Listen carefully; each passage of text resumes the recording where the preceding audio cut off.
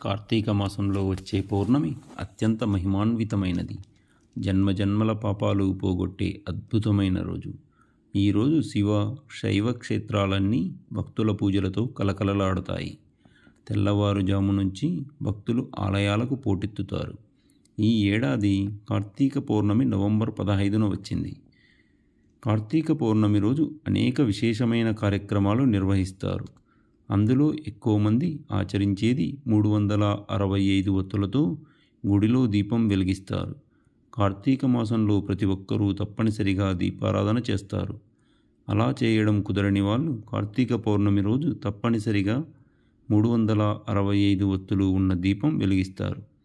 అయితే 365 ఒత్తులు ఎందుకు వెలిగిస్తారు అనే సందేహం చాలామందికి కలుగుతుంది. కార్తీక మాసం అంటేనే దీపారాధనకు అత్యంత విశిష్టమైన ప్రాముఖ్యత ఉంటుంది. ఒకవేళ ప్రతిరోజు దీపం వెలిగించడం కుదరలేని వాళ్ళు సోమవారాలు, ఏకాదశి, ద్వాదశి, పౌర్ణమి వంటి తిథుల్లో దీపం పెడతారు. అది కూడా సాధ్యపడని వాళ్ళు కార్తీక పౌర్ణమి రోజు 365 ఒత్తులు ఉన్న గుత్తి దీపాన్ని తీసుకుని వెలిగిస్తారు.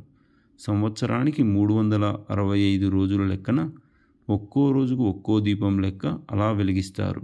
దీపం వెలిగించే ముందు ఈ శ్లోకం పఠిస్తారు.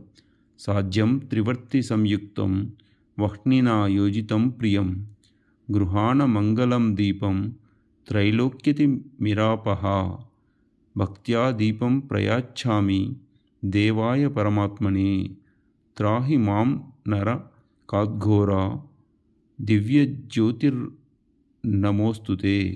దీపం ప్రాముఖ్యతను ఈ శ్లోకం చెబుతుంది. 3 ఒత్తులను తీసుకుని నూనెలో తడిపి అగ్నిని జతచేసి ముల్లోకాల చీకట్లను పోగొట్టగలిగే దివ్యజ్యోతిని వెలిగిస్తూ దేవుడికి భక్తితో సమర్పిస్తున్నాను అని దీని అర్థం.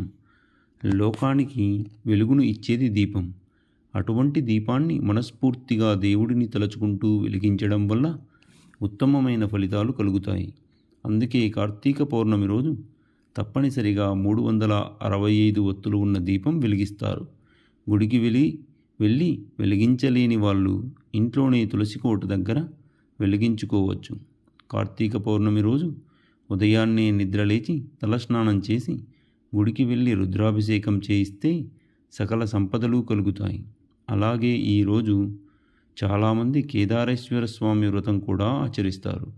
మరికొందరు సత్యనారాయణ స్వామి వ్రతం కూడా చేస్తారు.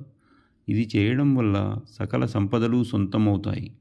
శివకేశవులకు ప్రీతికరమైన ఈ రోజు దీపం వెలిగించడం వల్ల జన్మజన్మల పాపాలు తొలగిపోతాయి. ఈరోజు దీపదానం చేయడం చాలా శుభప్రదంగా భావిస్తారు.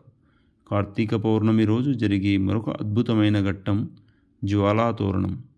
సాయంత్రం వేళ శివాలయాల దగ్గర జ్వాలాతోరణం ఏర్పాటు చేస్తారు. శివపార్వతుల పల్లకిని ఈ జ్వాలాతోరణం కింద 3 సార్లు అటూ ఇటూ తిప్పుతారు. దీన్ని దాటిన వారికి యమలోక శిక్షలు తప్పుతాయని భక్తులందరి ప్రగాఢ విశ్వాసం.